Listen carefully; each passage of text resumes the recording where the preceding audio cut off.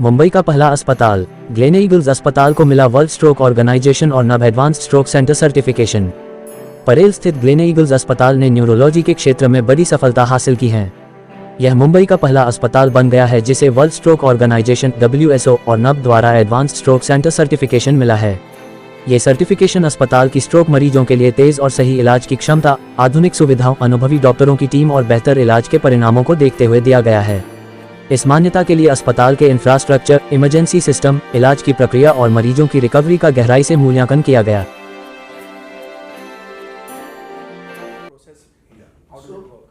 So basically, when you want to deliver an advanced stroke care, the most important thing is availability of experienced team members.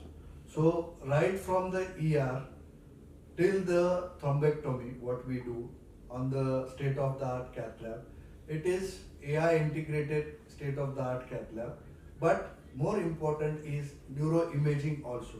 So MRI based protocol does help us to give comprehensive advanced stroke care, timely advanced stroke care, because time is of essence in delivering good outcomes in any acute stroke patient. So these patients who come to us within the first window period of 24 hours, we activate the code stroke. And to assess the timing of onset of stroke, many a times we take help of the MRI. Certain MRI characteristics tell us that the stroke is older than 24 hours or it is hyperacute. It has occurred just in few seconds or few minutes back. So if that stroke patients we start treatment, trust me, believe me, it is a miraculous treatment, either thrombolysis or thrombectomy. That patient goes home back without any deficit and you will not even identify that patient has had a stroke. So that is the advantage of advanced technology, imaging, as well as our cath lab, which helps us to give timely treatment. First is early diagnosis and initiate timely treatment. So how does the common man understand that this is a stroke and what are the first steps that he has to take? Does he order or call for a cardiac ambulance and how quickly it is available? Is it possible for him to just bring it in a Uber or cab or something? Could you just throw some light on that? Yeah, so it is extremely important, and in fact, one of the main reasons that why we have these sessions and awareness in stroke is very important is that the person sitting at home and his family, the person if he is able to or his family, they should immediately call the hospital, and while choosing a hospital, you should choose directly an advanced stroke center, okay? And that you will choose, if you choose that center rather than going to a smaller place which is not capable of handling the acute stroke situation, time is lost, and so there is no time to waste. You must reach an advanced stroke center like Gleneagles or any other wherever you live. But reaching a stroke center, which is that is why the importance of these certifications, etc. Because now that center is trained, is sort of geared to handle these patients in a very time-sensitive fashion. So you should call the hospital immediately, call for an ambulance, and just reach the ambulance of the nearest stroke center. And that is your best chance of saving your life, your limbs, your speech, your face. That's what you should do. So you wanted to say something? Yeah, so I wanted to just say that when it comes to technology, it's not only in-house, but Dr. Dange can elaborate on it. We've also developed something called as hub and spoke model when it comes to advanced stroke care. Of course, it is not part of the certification as such, but it is an extended thing that we've actually offered to society at large, where we've tied up with a lot of diagnostic centers and small nursing homes in the periphery, where if the patient reaches there, and if you are able to get the CT scan or an MRI done, okay, we can actually get the diagnosis and wheeling the patient or start the treatment there only, okay, and the expert advice is being given by Gleneagles from here. Would you like to elaborate on that? Yes.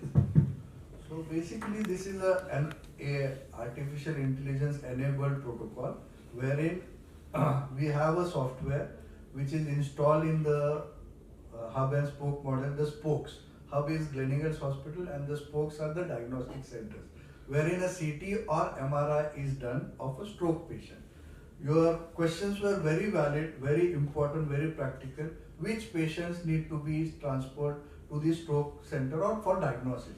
One is the symptoms of be fast, losing balance acutely, eye signs that the diplopia, the sudden loss of vision in one or both eyes, or face becomes asymmetric, arm becomes weak, or there is difficulty in speaking. These are the symptoms which are of acute, either one or combined symptoms. If somebody notices, these patients need to do a neuroimaging. It is very, very important not to start any treatment at home or give aspirin, which can be very dangerous sometimes in hemorrhagic stroke. So these patients first need to be diagnosed or go to a CT scan or MRI center, because stroke has to be diagnosed by only neuroimaging. Now, if this is of the brain. Now, once you do this, now these are the centers which are in the periphery. Not all patients will come directly to Gleneagles with a symptom of stroke. So they will go to nearby center diagnostic where we are collaborating, and this is a AI-based software which notifies us. Suppose night 8 in a 1 o'clock or 2 o'clock, a CT scan is done of a stroke patient in Ghatkopar. Now that center is tied up with us. The imaging, the CT scan machine itself, the console notifies us through this AI-enabled software that the patient is having stroke, whether it is a hemorrhagic stroke or a ischemic stroke, and we get notification on our mobiles. We are activated. Now what we do, we have made one more facility available, that our Gleneagles ambulance goes to pick up these patients from the dedicated our hub and spoke model diagnostic centers, and we get these patients to Gleneagles so that we don't waste time and start treatment at the earliest. So this is AI enabled diagnosis, helps us to identify stroke patients in the periphery, and then our infrastructure is available which can help these stroke patients in the society to time sensitive treatment, and that's why World Stroke Organization was very happy to certify us as one of the advanced stroke care center. And we are expanding to 10 centers, because 10 centers I think so is more than enough to have patients 24/7 and get them for treatment. One is diagnosis, starting faster treatment, and then getting them for mechanical thrombectomy, because we have a state-of-the-art cath lab in our institute. Just one point I wanted to make. We look at our stroke patients every 3 months, and we see that our quality is maintained. So as we were discussing, it's not just a question of patients coming to us. It's also a question of maintaining our own quality. मतलब हम हमारी quality हर 3 महीने में देखते हैं कि भाई patient का डोर टू इमेजिंग टाइम क्या है, डोर टू नीडल टाइम क्या है, डोर टू ग्रॉइन टाइम क्या है, डॉक्टर ने उसको टाइम में देखा कि नहीं, और उसका ट्रीटमेंट बराबर हुआ कि नहीं, आउटकम क्या हुआ, ये हर 3 महीने में हम रिव्यू करते हैं, और हर 3 महीने में हमारा स्ट्रोक का मीटिंग रहता है, कोड स्ट्रोक मीटिंग, तो उसमें रिव्यू करते हैं। और WSO NABH हमको हर 2 साल में ये परीक्षा में से फिर से लेके जाने वाला है। तो ऐसा नहीं है कि आज हमने पास कर दी परीक्षा इसलिए हम परमानेंटली एक्सेलेंट हो गए, नहीं, ये कंटिन्यूअस प्रोसेस है, quality is a continuous process. और हमारा ये इस पे भर है कि हॉस्पिटल अच्छा होना चाहिए, मतलब the key issue is that the hospital quality should keep on rising, क्योंकि quality is a continuous process, वो कभी कभी completely अचीव होती नहीं है, but we are continuously in this process। हम देखते हैं कि हमारा door to imaging time 20 minutes के नीचे हो, हमारा इमेजिंग टाइम 10 मिनट्स के नीचे हो, हमारा door to needle time 60 minutes अभी 45 मिनट्स के नीचे हो, पर इसके लिए हमको कंटिन्यूसली स्ट्राइव करना पड़ता है। और तो ये हमारा क्वालिटी केयर का जो है, ये आपके लिए प्रॉमिस है कि ग्लेनईगल्स आपको, और WSL ने इसको सर्टिफाई किया कि ये प्रॉमिस सही है, मतलब ये प्रॉमिस, क्योंकि प्रॉमिस तो सभी लोग करते हैं, लेकिन there must be a international body certified, and then of course NABH दोनों ने सर्टिफाई किया है। और WSO के बारे में मैं बता देता हूँ कि 2006 में WSO सेटअप हुआ है, और WSO जो है वो WHO के साथ अफिलिएटेड है। It is the biggest organisation in the world for global stroke, और इसका आइडिया है कि ट्रीटमेंट प्रिवेंशन का कंप्लीट अवेयरनेस होना चाहिए इस दुनिया में। और 12 million people suffer from strokes every year 12 million, मतलब आधी बम्बई की पॉपुलेशन स्ट्रोक होती है in 1 year. So just imagine कि previous strokes को अगर combine कर दिया जाए तो millions of people are having stroke. And तो इसका awareness जो है वो WHO कर रहा है, और मैं again फक्र के साथ कहता हूँ कि WHO का president जो है वो Indian है, डॉक्टर जयराज पंडियन हमारे दोस्त ही हैं, and he has been a prime driver for stroke in India.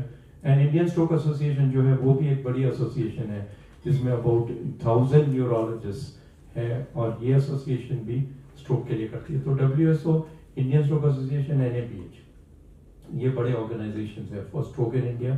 And हम चाहते हैं कि आप स्ट्रोक के बारे में अवेयरनेस कराइए, पेशेंट्स को अवेयर कीजिए कि सही सेंटर में जाइए, क्योंकि कई बार ऐसा होता है कि पेशेंट नर्सिंग होम में जाता है पहले और 24 घंटे के बाद हमारे पास आता है और फिर कहता है डॉक्टर साहब आपने ठीक क्यों नहीं किया। सो आई थिंक ये बड़ी अहमियत रखता है कि patient should not go to a wrong center, should go to a proper center, or proper center में of course we are the advanced stroke center first in Mumbai, so we look forward कि that other quality work also comes through. It's not just our hospital which is important. I think ultimately अपना life patient centric है, as doctors हम चाहते हैं कि patient अच्छे हों, बाकी तो ठीक है, बाकी सब is okay, but I think we want to be patient centric. तो पेशेंट हम ये भी कहते हैं कि पेशेंट्स ने बताना चाहिए हमको कि ये टाइम पे नहीं हुआ, ये ट्रीटमेंट नहीं हुआ, ये सही नहीं हुआ।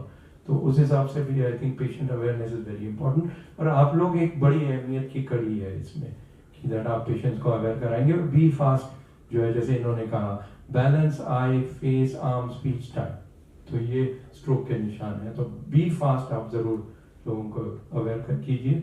And thank you.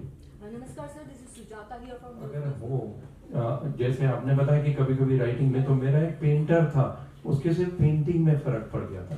He was a painter and he was a very beautiful painter, उसने मुझे पेंटिंग भी प्रेजेंट की है, बट ही उसके पेंटिंग में बोला डॉक्टर साहब मेरा फूल बराबर नहीं हो रहा था, बाकी सब अच्छा था, and but he could pick it up subtly and he called me, so I said no this is a stroke, you have to come to the hospital. तो कभी कभी क्या होता है कि स्ट्रोक अपने आप भी रिकवर हो जाता है, दैट इज कॉल्ड TIA और ट्रांजिएंट इस्केमिक अटैक, इसको मिनी स्ट्रोक ऐसा भी कहते हैं। तो ट्रांजिएंट इस्केमिक अटैक में ऐसा है कि मेरा हाथ ढीला पड़ गया अभी और 2 मिनट में या 5 मिनट में ठीक हो गया। तो यूजुअली पेशेंट्स ऐसे तो कहते हैं कि मैं नहीं जाता डॉक्टर के पास, मैं तो अच्छा हूँ। डॉक्टर के पास जाता है तो डॉक्टर कहता है तू अच्छा ही है, अभी क्या जरूरत है और कुछ करने की। बट इसमें स्ट्रोक होता है और कई लोगों में 25% लोगों को 1 महीने के अंदर बड़ा स्ट्रोक होता है।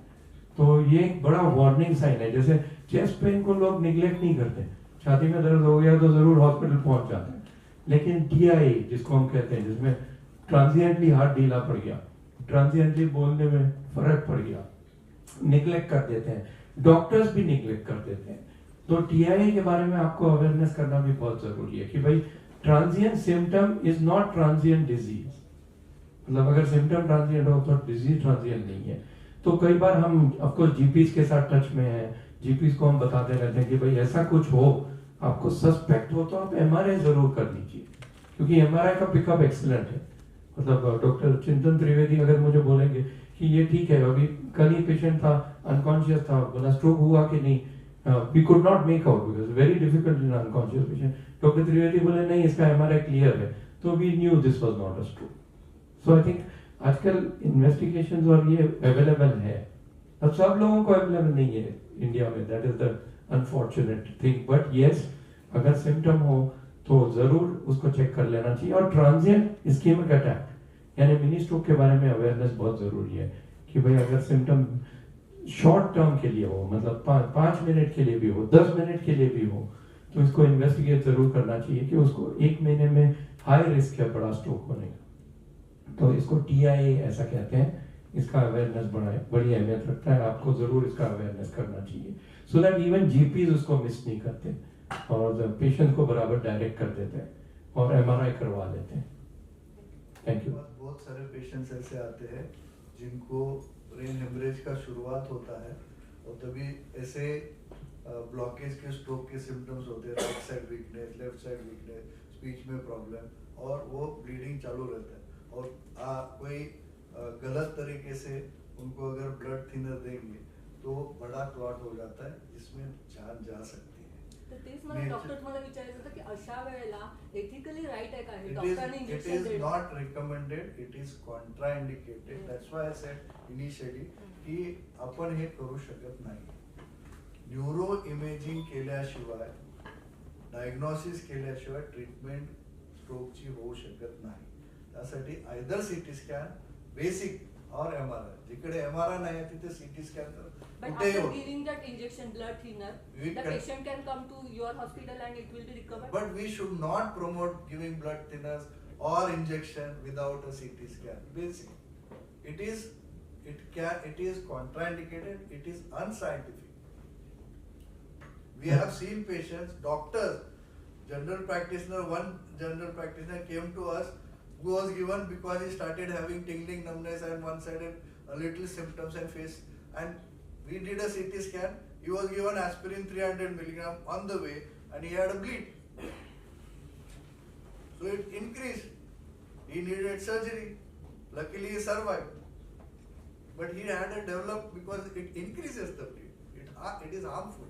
So it is not recommended by the guidelines to give any treatment at home or on the way unless you confirm by brain MRI or CT scan. हा, तुम्ही जे बोलता ना ते हिपॅरिन बद्दल आहे. बरेचसे नर्सिंग होम्स अशा पेशंटला ऍडमिट करून देतात आणि त्यांना हिपॅरिन देतात. बरेच इमेजिंग करतात पण त्यांना हिपॅरिन देतात आणि heparin is not the treatment for stroke. And in fact 25 वर्षापूर्वी ट्रायल्स होते हिपॅरिनचे and they have shown that you can't treat stroke with heparin. You can prevent the next stroke, but you can't treat that stroke. And in fact, as Dr. Dange correctly said, की त्याच्यामध्ये bleed होतं आणि bleed Mule patients deteriorate. So heparin is completely contraindicated as treatment of stroke. पण बरेचसे nursing homes हे करतात. It's unfortunate की they low molecular weight heparin देतात अशा पेशंट्सना आणि असं दाखवतात जसं की आपण त्यांना ट्रीट करतोय, त्या स्ट्रोकला ट्रीट करतोय. But this is not the treatment of the stroke, and in fact it can produce bleeds in the stroke. The correct treatment of stroke is, as we said, thrombolysis, म्हणजे clot bursting, किंवा mechanical clot retrieval, किंवा neurosurgery. But heparin is not the treatment of stroke. आणि ते काही patients बद्दल म्हणजे काही त्यांना इन्फॉर्म नाही करत, which is sad, but I think you have to create awareness. Heparin is not the treatment of the stroke that has happened. It can be the prevention of the next stroke, but it's not the treatment. That's important. एक point है कि this question often arises, ये कई बार सवाल पूछते हैं और ये हार्ट के जो सिचुएशन है उससे कंफ्यूजन होता है. हार्ट में पेन होगा तो एंजाइना के लिए वो गोली लेते हैं, तो गोली ले लो और फिर डॉक्टर के. ब्रेन में ऐसा नहीं है. अगर ब्रेन से रिलेटेड सिम्टम्स हैं, वो बी फास्ट के सिम्टम्स है, चेहरा या हाथ या कुछ वीक हो गया, सडनली बोल नहीं पा रहे, अगर ब्रेन रिलेटेड सिम्टम्स है तो कोई गोली आप नहीं ले सकते. आपको कोई भी गोली लेनी नहीं है. हार्ट के लिए ठीक है, गोली नहीं लेना है, हॉस्पिटल पहुंच के स्कैन करना है, फिर ही कौन सा गोली देना हम भी नहीं बता सकते. कई बार पेशेंट को देख के, सामने हमारे पेशेंट है, हम गोली नहीं देंगे एंटीप्लेटलेट, क्योंकि अगर वो ब्लीडिंग हो गया तो क्या उल्टा हो जाएगा. सो इसीलिए खुद गोली घर पे नहीं लेना है. ब्रेन के सिम्टम्स अगर अक्यूटली हो, घर पे कोई भी ट्रीटमेंट नहीं लेना है. डॉक्टर से भी बिना फोटो निकाले ब्रेन का कोई ट्रीटमेंट नहीं एक्सेप्ट करना है. इसमें टाइम सेंसिटिव बहुत इम्पोर्टेंट है. टाइम का, जब मरीज अगर पहले 4-5 घंटे में आए, जैसे मैंने बोला, तो वो नॉर्मल 2-3 दिन में वापस जा सकते हैं. उसको बड़ा स्ट्रोक भी हो, अगर वो विंडो पीरियड 3-4 घंटे में आए, हम उसको थ्रोम्बोलाइसिस करें, फिर मैकेनिकल क्लॉट रिट्रीवल करें. ये टाइम सेंसिटिव ट्रीटमेंट है. जैसे हमने बहुत बार अनुभव किया है कि 3-4 घंटे में अगर पेशेंट आए हैं तो टेबल पे वो इम्प्रूव होते हैं. जैसे हम क्लॉट निकालते हैं, उनका ताकत बढ़ता है, बात करना शुरू कर देते हैं. जैसे क्लॉट हम निकालते हैं तो वो बात करना शुरू कर दे. इतना रिवॉर्डिंग ट्रीटमेंट है इसका, थ्रोम्बोलाइसिस का भी और मैकेनिकल थ्रोम्बेक्टोमी. बट अगर डिलेड आ गया तो तब तक वो पेशी डैमेज होते हैं. कई सारे पेशी डैमेज होते हैं, कई बचे हुए रहते हैं, तो फंक्शन चला जाता है. फिर टाइम ज्यादा लगेगा, रिहैबिलिटेशन लगेगा, फिर इम्प्रूव हो जाते हैं. बट ट्रीटमेंट देने से ये गाइडलाइंस के हिसाब से और एक्सपीरियंस से अभी स्ट्रोक के ऊपर 25 इयर्स से नया नया टेक्नोलॉजी आया है, उसमें ये पता चला है कि मैकेनिकल थ्रोम्बोटोमी और थ्रोम्बोलाइसिस जरूर हेल्प करता है क्वालिटी ऑफ लाइफ में। जरूर मतलब वो बियॉन्ड प्रूफ है कि उसको वो इफेक्टिव ट्रीटमेंट है।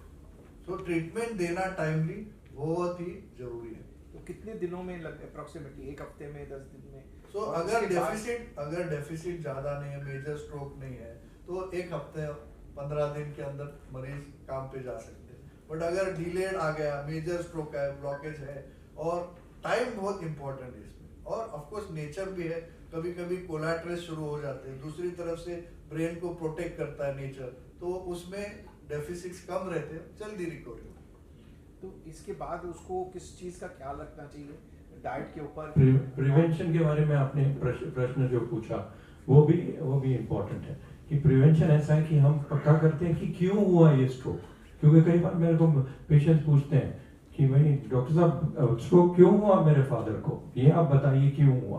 तो इसको बोलते हैं मैकेनिज्म और कॉजेशन ऑफ स्ट्रोक। तो क्या ये हार्ट में से क्लॉट्स गए ब्रेन में जिसकी वजह से स्ट्रोक हुआ, क्या उनकी आर्टरीज खराब है जिसकी वजह से स्ट्रोक हुआ, या क्या उनका खून खराब है जिसकी वजह से स्ट्रोक हुआ। तो इसका जो है डायग्नोसिस हमको करना जरूरी रहता है। तो 2D इको करते हैं हार्ट का कि भाई हार्ट में क्लॉट्स है कि नहीं, एंजियोग्राफी करते हैं हम, डिजिटल सब्ट्रैक्शन एंजियोग्राफी करते हैं डॉक्टर डांगे के साथ कि भाई यहाँ पे बीमारी है क्या, यहाँ बीमारी है तो हम स्टेंट डाल सकते हैं और नेक्स्ट स्ट्रोक प्रिवेंट कर सकते हैं। अब हमको ये समझाना बहुत जरूरी रहता है कि ये इस स्ट्रोक का ट्रीटमेंट नहीं है, जैसे हमने हेपेरिन के बारे में कहा, ये इस स्ट्रोक का ट्रीटमेंट नहीं, ये प्रिवेंशन है अगले स्ट्रोक का।